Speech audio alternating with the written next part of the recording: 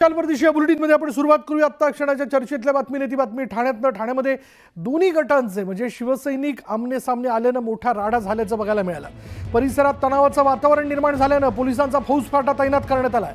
विधानसभा निवडणुकीनंतर शिवसेना ठाकरे गटातील अनेक महत्त्वाच्या नेत्यांनी शिंदे गटात प्रवेश करताना दिसतात आणि पक्ष बांधणीसाठी ठाकरे गटाने राज्यात कार्यकर्ता सुसंवाद मेळावा घेण्याचा निर्णय घेतला।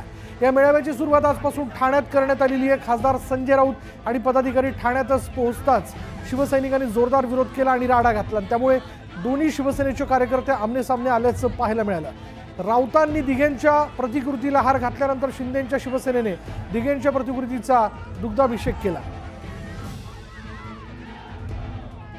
ज्यांचे हात लागले ते हात कसे होते? अपवित्र हात होते आणि अशा अपवित्र हाताच्या ह्याच्यासाठी आम्हाला दुधाभिषेक करावाच लागला ना।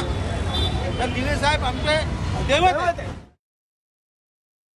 दिघे साहेबांची अशी त्यांना आठवण होत नाही, पण ज्यावेळी इलेक्शन डोळ्यासमोर ठेवायला किंवा काय पाहिजे असेल त्यावेळी दिघे साहेबांची आठवण होते।